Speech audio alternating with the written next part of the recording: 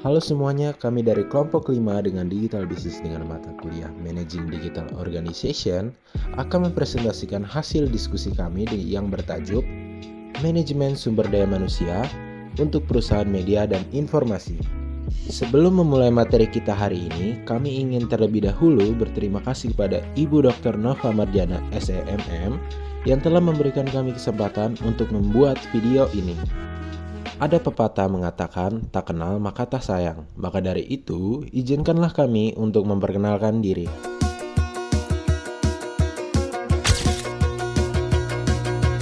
You're on the phone with your girlfriend, she's upset, she's going off about something that you said. She doesn't get your humor like I do. I'm in my room, it's a typical Tuesday night. I'm listening to the kind of music she doesn't like, and she'll never know your story like I do.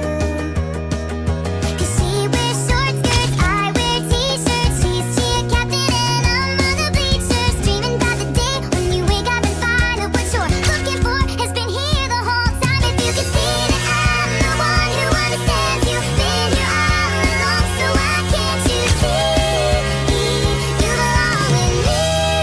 You belong with me.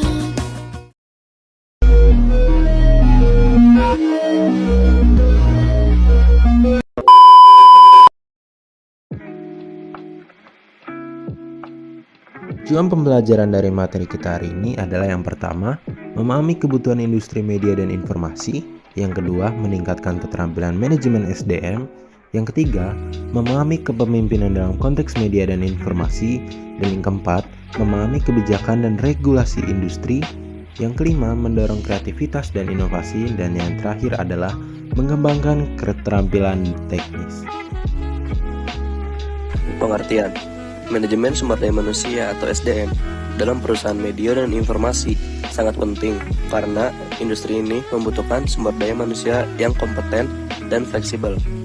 Perusahaan media dan informasi harus memiliki manajemen sumber daya manusia yang dapat membangun, mengurus, dan mengembangkan sumber daya manusia yang sesuai dengan kebutuhan dan tujuan perusahaan.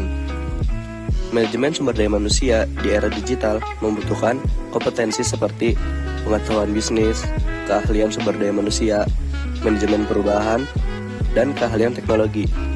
Manajer sumber daya manusia perlu memperoleh keterampilan digital dan meningkatkan ketangkasan digital mereka untuk memenuhi peran baru mereka. Karakteristik manajemen sumber daya manusia di industri media, informasi, dan digital. Manajemen sumber daya manusia di industri media, informasi, dan digital memiliki beberapa karakteristik khas. Yang pertama, fleksibilitas. Industri ini cenderung berubah dengan cepat, membutuhkan sumber daya manusia yang dapat menyesuaikan diri dengan perubahan teknologi dan tren pasar yang terus berubah. Yang kedua, kreativitas dan inovasi. Tenaga kerja yang inovatif dan kreatif sangat penting untuk menghasilkan konten yang menarik dan relevan dalam industri ini. Yang ketiga, kemampuan teknis. Sumber daya manusia di sektor ini harus memiliki keterampilan teknis yang kuat dalam penggunaan perangkat lunak dan platform digital, serta pemahaman yang mendalam tentang teknologi media terkini. 4. Pengembangan karir yang berkelanjutan. Industri media, informasi, dan digital menawarkan peluang karir yang dinamis, sehingga manajemen sumber daya manusia perlu fokus pada pengembangan karyawan secara berkelanjutan untuk mempertahankan talenta. Yang kelima, keterlibatan dan penggunaan media sosial. Manajemen sumber daya manusia perlu memperhatikan keterlibatan karyawan dan pemanfaatan media sosial dalam strategi pemasaran dan komunikasi internal perusahaan. Yang keenam, fokus pada diversitas dan inklusi. Karena industri ini mempengaruhi opini publik secara luas, manajemen sumber daya manusia harus memprioritaskan diversitas dan inklusi dalam merekrut dan mempertahankan talenta. Yang ketujuh, manajemen risiko dan privasi. Dengan data menjadi semakin penting dalam industri ini, manajemen sumber daya manusia harus memperhatikan kepatuhan terhadap regulasi privasi dan manajemen risiko terkait keamanan data. Yang terakhir atau yang kedelapan, kolaborasi antar disiplin. karena industri ini melibatkan berbagai disiplin ilmu seperti jurnalisme, desain grafis, teknologi informasi, dan lain-lain.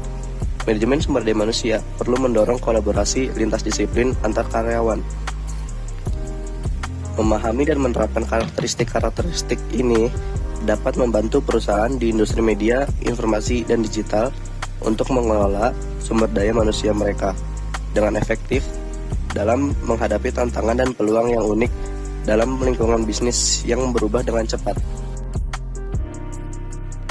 Pada pendekatan strategis dan berbasis hasil terhadap manajemen sumber daya manusia, di mana karyawan dipandang sebagai sumber daya yang berharga dan berkontribusi terhadap tujuan bisnis.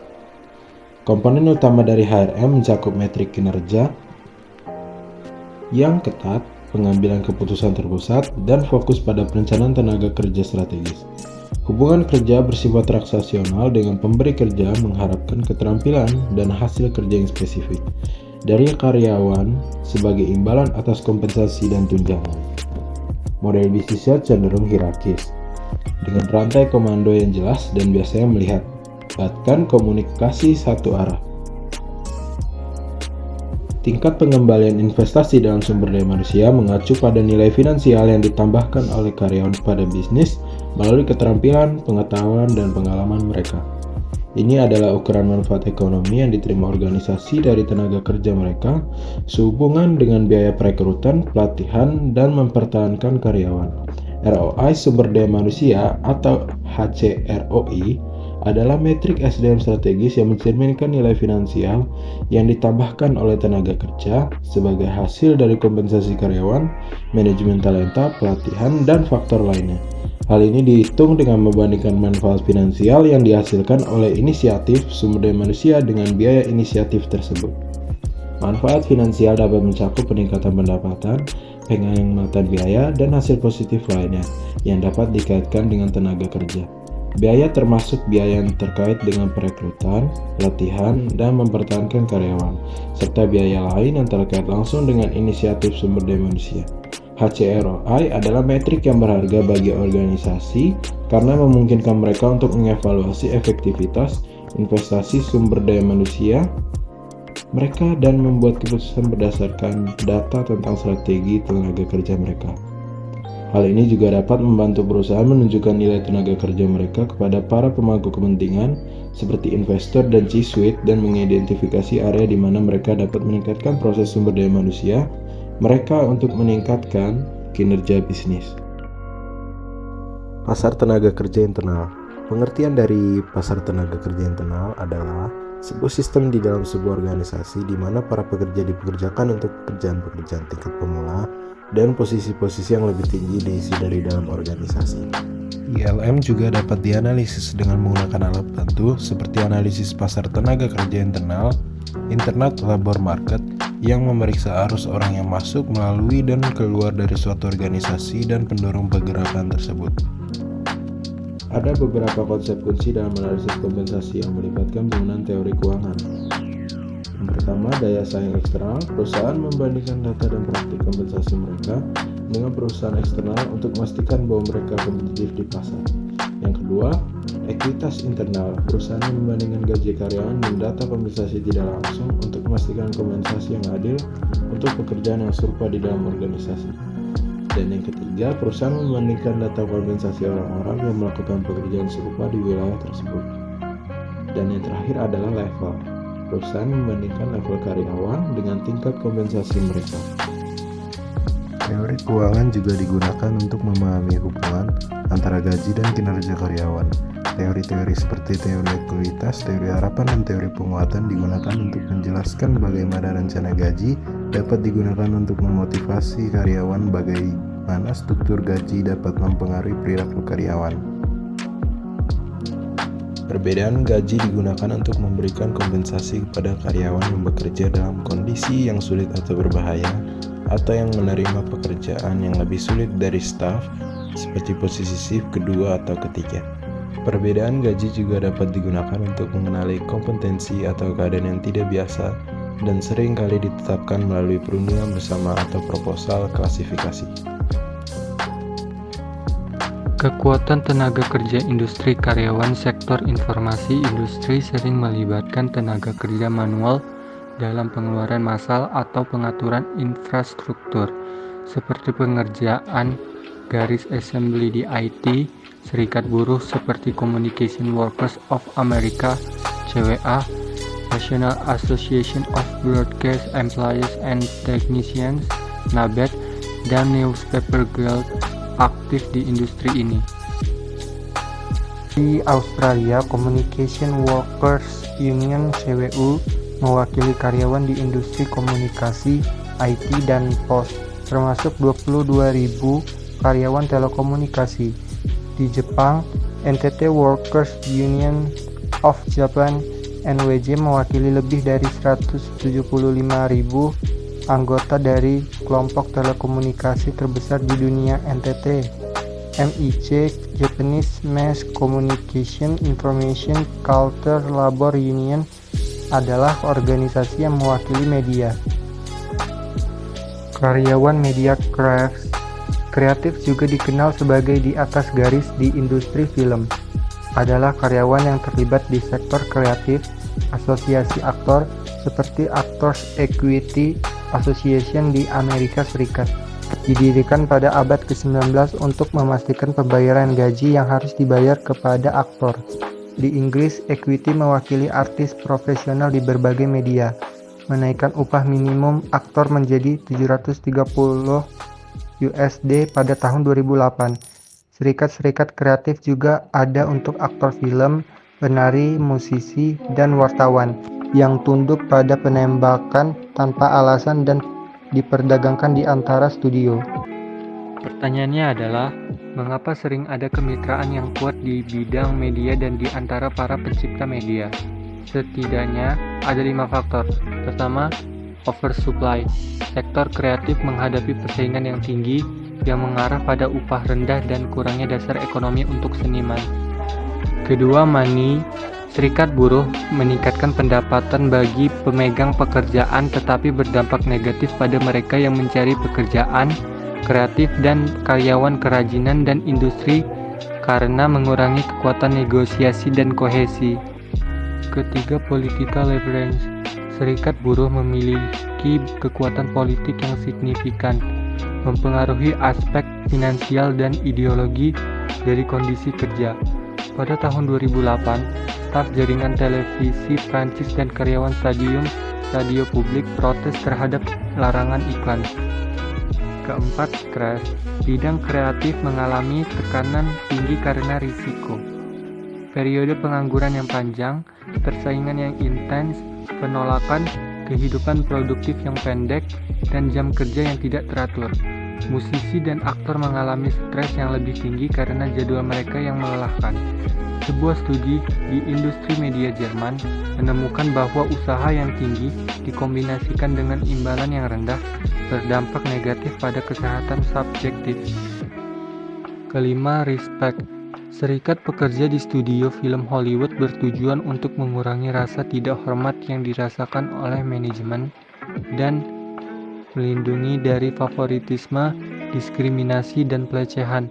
Penulis sering mengekspos kerja batin studio-studio ini, merasa lebih berbakat tetapi kurang kuat. Freelance dan serikat buruh dalam ekonomi baru. Budaya egalitarian Silicon Valley telah menyebabkan kurangnya kepuasan kerja di antara karyawan karena faktor-faktor seperti upah rendah, gaji rendah, dan outsourcing. Ekonomi baru juga telah menyebabkan peningkatan pengangguran dengan biaya tenaga kerja meningkat sebesar $600 per jam di Amerika Serikat dan $6 setiap jam di India. Freelance seperti Microsoft juga menghadapi tantangan karena gaji rendah dan kurangnya pengalaman. Washington Alliance of Technical Workers telah membahas masalah ini. Manajer pertengahan. CEO perusahaan sering memiliki campuran bakat yang unik, tetapi sebagian besar pekerjaan organisasi dikelola oleh manajer menengah. Manajer ini adalah lapisan pengawasan dan koordinasi antara kepemimpinan atas dan tenaga kerja utama. bertransaksi secara vertikal dan horizontal dengan departemen lain. Mereka adalah pelekat yang memegang perusahaan bersama-sama dan mempertahankan budaya perusahaan. Di perusahaan pra-industrial, tidak ada banyak manajemen menengah, tetapi dengan kedatangan teknologi informasi, banyak perusahaan besar mengurangi jumlah lapisan manajemen menengah. Manajer menengah seringkali adalah orang-orang yang paling tidak bahagia dalam organisasi, seringkali berlebihan dan kurang dihargai.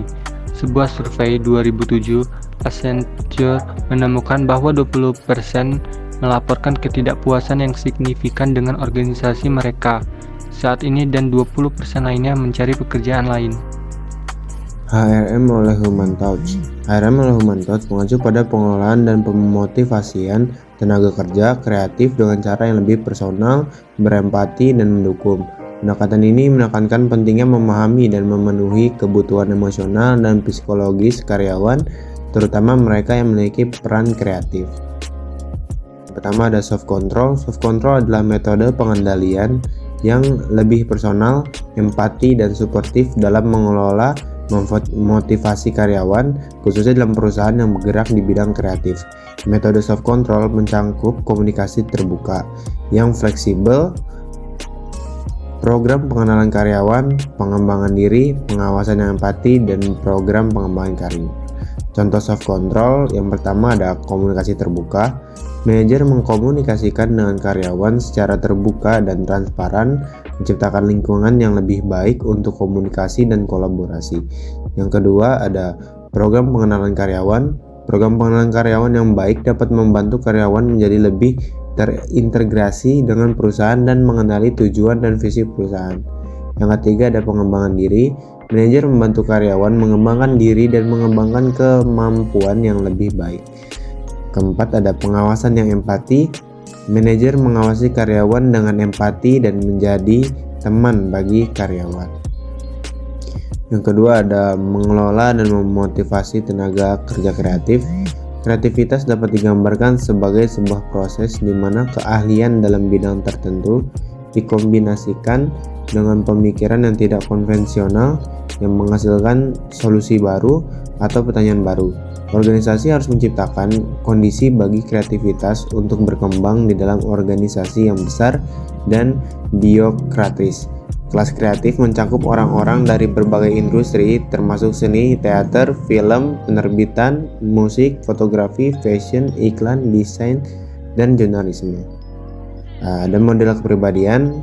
Tes kepribadian seperti model Myers-Briggs digunakan dalam perekrutan motivasi dan alokasi tanggung jawab untuk memastikan kesesuaian antara karyawan dan pekerjaan mereka, yang karakterisasi orang berdasarkan 4 dimensi.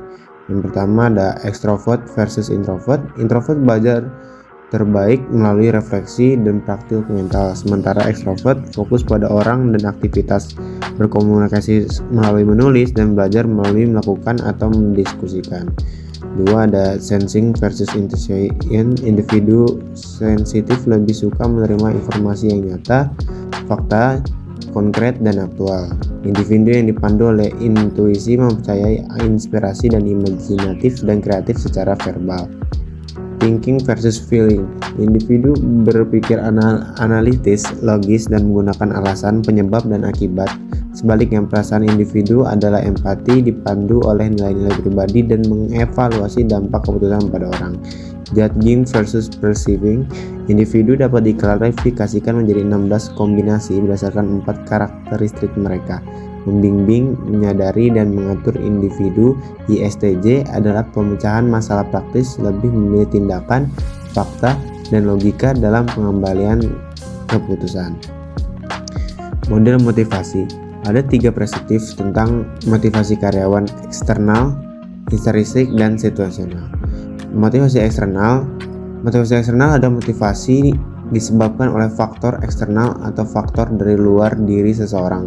Faktor eksternal yang dimaksud di sini adalah lingkungan perusahaan, yaitu kebijakan organisasi dan administrasi, hubungan interpersonal, pengawasan, kondisi kerja, gaji, dan tunjangan yang disebut sebagai kompensasi.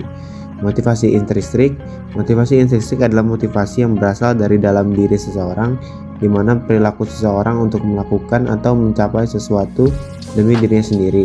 Hal ini dimulai dari perasaan akan pencapaian kepuasan atau keinginan yang tidak dipengaruhi oleh lingkungan sekitar. Contoh motivasi intrinsik antara lain adalah berprestasi dalam perlombaan karena ingin menikmati aktivitas perlombaannya, belajar hal baru karena menganggapnya sebagai sesuatu yang menarik.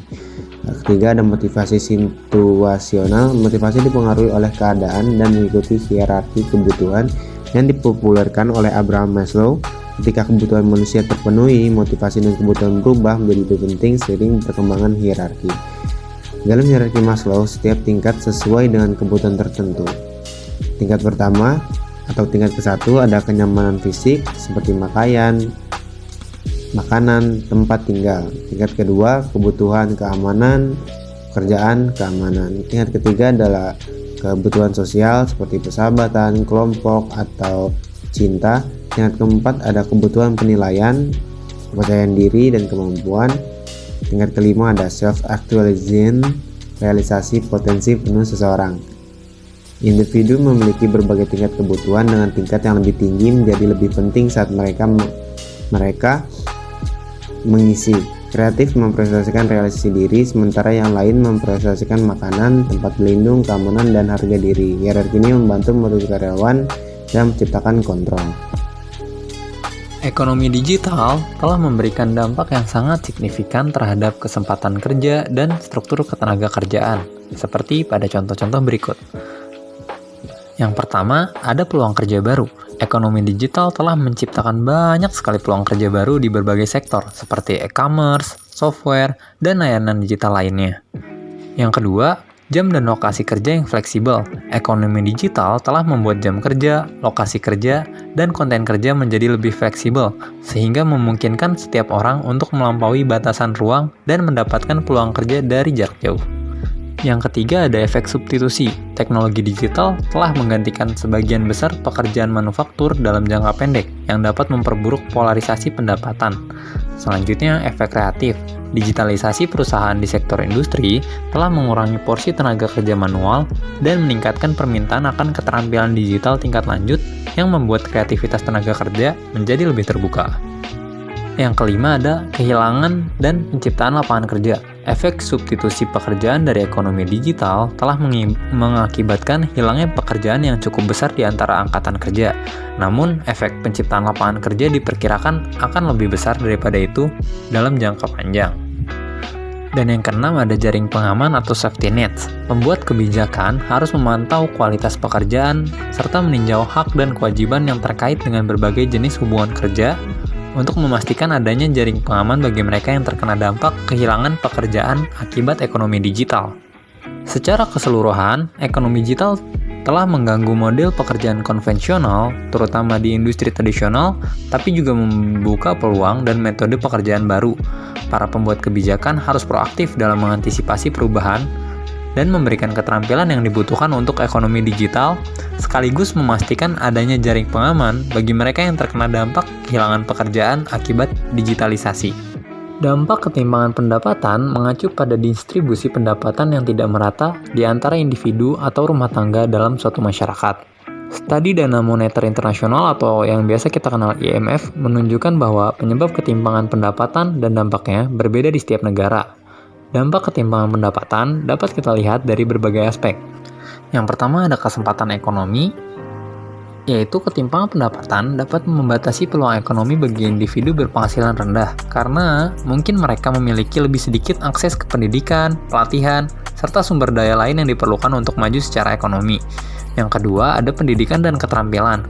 Peningkatan pencapaian pendidikan dapat berdampak positif dan negatif terhadap ketimpangan pendapatan, tergantung pada evolusi tingkat pengembalian pendidikan.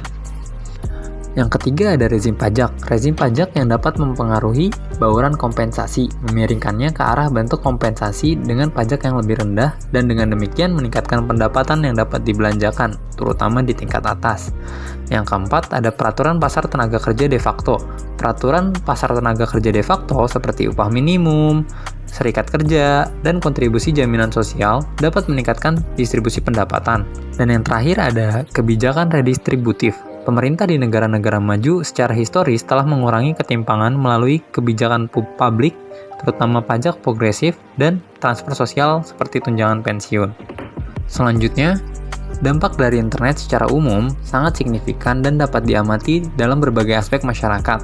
Seperti yang pertama adalah kesenjangan digital. Internet telah menciptakan kesenjangan digital antar generasi dengan generasi yang lebih tua, cenderung tidak memiliki akses ke internet dan memiliki keterampilan digital yang diperlukan untuk berpartisipasi penuh dalam ekonomi digital. Yang kedua ada konsekuensi ekonomi. Kesenjangan digital dapat menimbulkan konsekuensi ekonomi karena mereka yang memiliki akses internet terbatas mungkin memiliki daya penghasilan yang lebih rendah.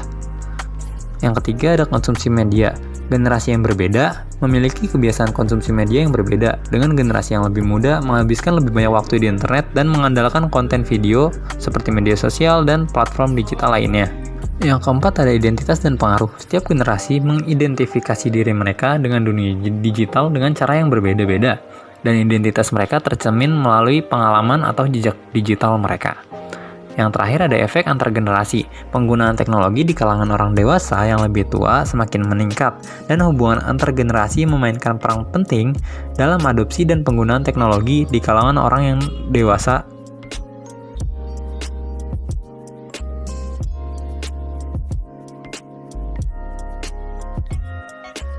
Selanjutnya adalah ekonomi digital memiliki karakteristik fundamental atau mendasar yang berdampak pada lapangan kerja dengan berbagai cara. Karakter tersebut meliputi yang pertama, informasi dan pengetahuan sebagai faktor utama. Ekonomi digital sangat bergantung pada informasi dan pengetahuan sebagai faktor produksi utamanya, yang dapat mengarah pada penciptaan peluang kerja baru di berbagai sektor seperti e-commerce, perangkat lunak komputer, dan layanan lainnya. Yang kedua, ekonomi digital memiliki karakter fleksibilitas dalam pekerjaan. Ekonomi digital memungkinkan kita untuk melakukan pekerjaan dari lokasi maupun jam kerja yang lebih fleksibel dari pekerjaan-pekerjaan di luar digital. Selanjutnya adalah kegiatan ekonomi non-kontak. Kegiatan ekonomi digital seringkali didasarkan pada hubungan non-kontak seperti koneksi ekonomi virtual yang dapat mengurangi kebutuhan akan objek fisik dan menciptakan peluang baru untuk pekerjaan dari jarak jauh. Yang keempat, penggunaan teknologi digital secara efisien. Ekonomi digital dicirikan oleh penggunaan teknologi digital yang efisien sebagai produktivitas intinya, yang dapat meningkatkan produktivitas dan penciptaan lapangan kerja di berbagai sektor. Kesimpulannya adalah sektor kreatif dapat dianggap sebagai solusi untuk kehilangan pekerjaan di sektor industri dan jasa dalam beberapa aspek, karena sektor ini memberikan peluang baru untuk pekerjaan dan pertumbuhan karir. Industri kreatif mencakup berbagai sektor seperti desain grafis, manajemen media sosial, pembuatan konten, dan desain pengalaman pengguna UX. Pekerjaan-pekerjaan berikut menawarkan fleksibilitas, potensi gaji yang tinggi, dan keragaman tempat kerja yang dapat menarik bagi para pencari kerja. Konsekuensi bagi manajemen digital. Transformasi digital mempunyai konsekuensi yang signifikan bagi dunia usaha, baik positif maupun negatif.